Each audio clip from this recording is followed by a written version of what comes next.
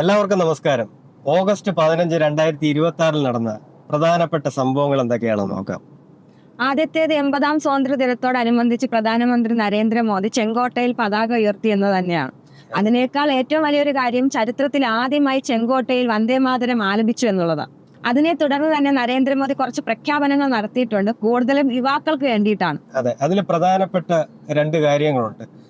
നരേന്ദ്രമോദിയുടെ പ്രഖ്യാപനത്തില് യുവാക്കൾക്ക് വേണ്ടിയുള്ള പ്രധാനപ്പെട്ട രണ്ട് കാര്യങ്ങളാണ്. ഫ്രീ ആയിട്ട് ഓൺലൈൻ കോച്ചിങ് മത്സര പരീക്ഷകൾക്ക് നൽകുമെന്നുള്ളതാണ് ഒന്നാമത്തെ പ്രഖ്യാപനം. അതെ, ഇത് മിഡിൽ ക്ലാസ് ഫാമിലിയും അതിന് താഴോട്ടുള്ള, അതായത് സാമ്പത്തികമായിട്ട് ഇതിന് അത്രയും പൈസ മുടക്കാനില്ലാത്തവർക്ക് ഇത് വളരെ പ്രയോജനപ്പെടുന്ന ഒരു കാര്യമാണ്. രണ്ടാമതായിട്ട് AI പരിശീലനം, അതായത് ഏകദേശം 1 കോടി ചെറുപ്പക്കാർക്ക് AI പരിശീലനം കൊടുക്കുമെന്നാണ് ഇപ്പൊ ഈ പ്രഖ്യാപനത്തിന് ഉണ്ടായിട്ടുള്ളത്. അതെന്തുകൊണ്ടും നമ്മുടെ IT മേഖലയ്ക്കും നമ്മുടെ യുവാക്കൾക്കും എല്ലാം വളരെ വളരെ പ്രയോജനപ്പെടുന്ന ഒരു കാര്യമാണ് പ്രഖ്യാപിച്ചിട്ടുള്ളത്. അത് അതുപോലെ തന്നെ സക്സസ് ആയി നടക്കട്ടെ. അതെ, അതുപോലെ തന്നെ അടുത്ത് നമ്മുടെ കേരളത്തിലും പ്രഖ്യാപനങ്ങൾ ഉണ്ടായിട്ടുണ്ട്.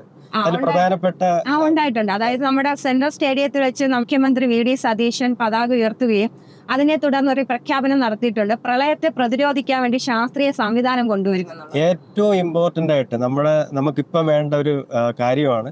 ഇമ്പോർട്ടന്റ് ആയിട്ടുള്ള ഒരുപാട് കാര്യങ്ങളുണ്ട്, പക്ഷേ നമ്മൾ ഈ പ്രളയം കാരണം ബുദ്ധിമുട്ടുന്ന ആൾക്കാരാണ് മലയാളികൾ, കേരളത്തിലുള്ള ആൾക്കാർ.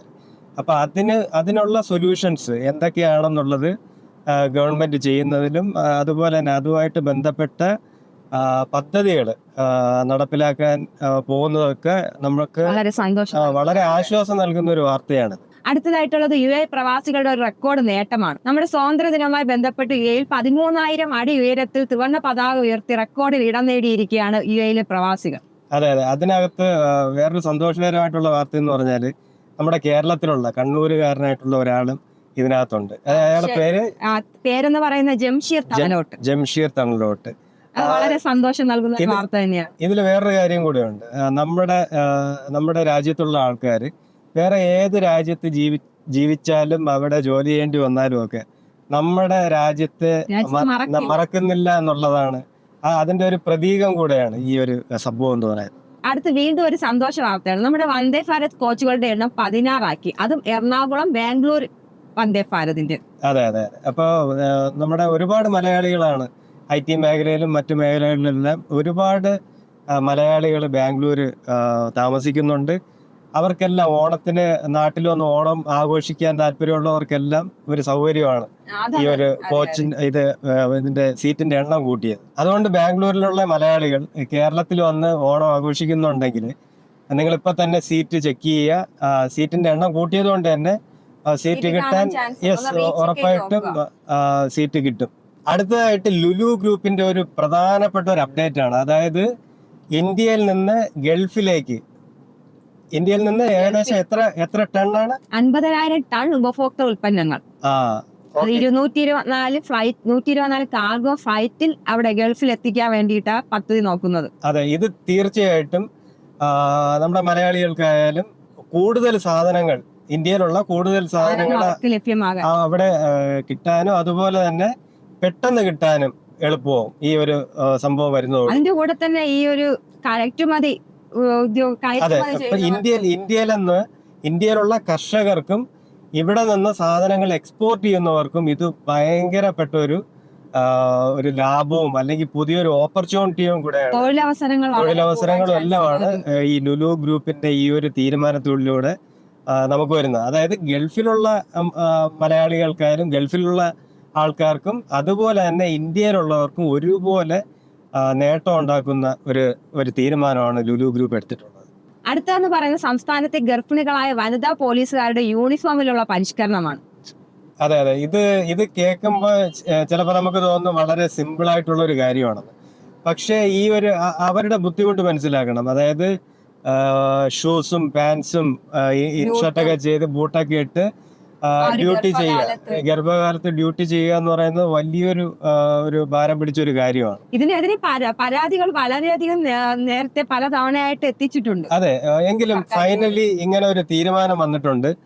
അതായത് ഗർഭിണികളായ ഉദ്യോഗസ്ഥരായിട്ടുള്ള വനിതകൾക്ക് അവരുടെ ഇത് ശരിക്കും പറഞ്ഞാൽ അവരുടെ ആരോഗ്യത്തിനും അവരുടെ സൗകര്യത്തിനും ഏറ്റവും കൂടുതൽ പ്രാധാന്യം കൊടുക്കുന്ന ഒരു തീരുമാനമാണ് ഇപ്പൊ ഈ വന്നിരിക്കുന്ന ഈ ഒരു അതായത് പ്രഖ്യാപനം. അവർക്ക് ആ ഗർഭകാലത്ത് പാൻസും ഷർട്ടിനും പകരം എന്ത് ചെയ്യാം, നമുക്ക് ചുരിദാറും ഷോളും അതെ. അവർക്ക് കംഫർട്ടായിട്ട് അതുപോലെ ചെരുപ്പും ധരിക്കാൻ പറ്റും. അതുപോലെ തന്നെ അടുത്ത് പറയാനുള്ള കാര്യം എന്ന് പറഞ്ഞാൽ ഇതുപോലെ തന്നെ യൂണിഫോം ഇട്ട് ജോലി ചെയ്യുന്ന മറ്റു മേഖലയിലും ഒരുപാട് സ്ത്രീകളുണ്ട്. അപ്പം ഇനി ആ മേഖലകളിലും കൂടി ഇതുപോലുള്ള തീരുമാനങ്ങൾ വരട്ടെ എന്നാണ് അതിനൊരു തുടക്കമാണ് നമ്മൾ ആഗ്രഹിക്കുന്നത്. അടുത്തത് ഇന്ത്യയിൽ നിന്നുള്ളൊരു ന്യൂസ് അല്ല, ഇന്തോനേഷ്യ. അതായത് അവിടെ ഒരു വൻ ഭൂകമ്പ ചലനം കഴിഞ്ഞ ദിവസം രാവിലെ റിപ്പോർട്ട് ചെയ്തിട്ടുണ്ട്. അതെ, അതിനെ തുടർന്ന് സുനാമിയുടെ ഒരു മുന്നറിയിപ്പ് കൊടുത്തിട്ടുണ്ട്.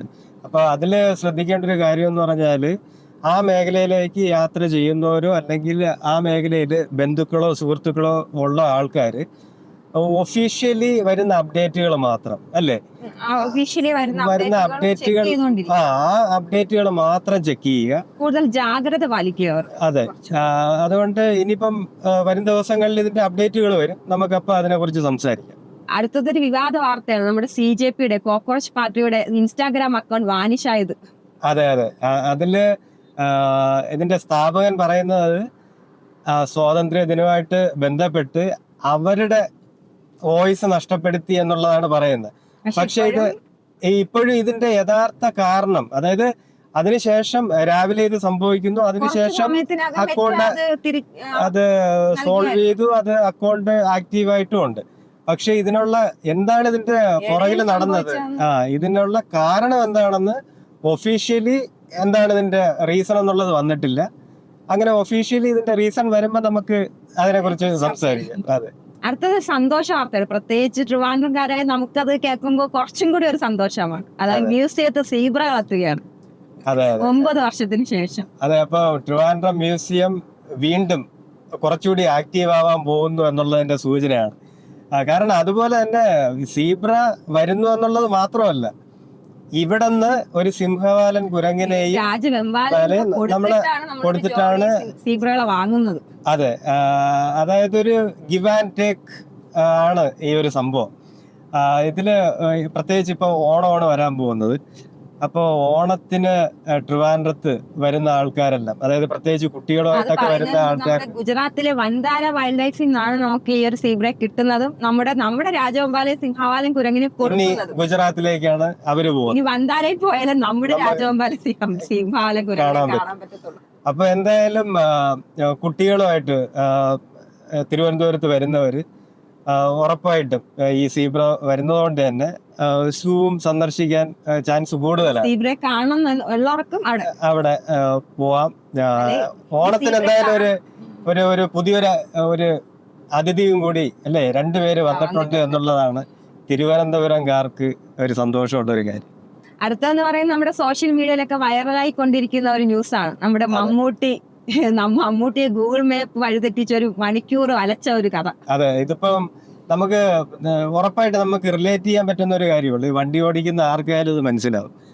നമ്മളെ ഒരു പ്രാവശ്യമെങ്കിലും നമ്മളെ ആരെങ്കിലും എല്ലാവരെയും ഗൂഗിൾ മാപ്പ് എവിടെയെങ്കിലും ഒന്ന് ചതിച്ചിട്ടുണ്ടായിരിക്കും.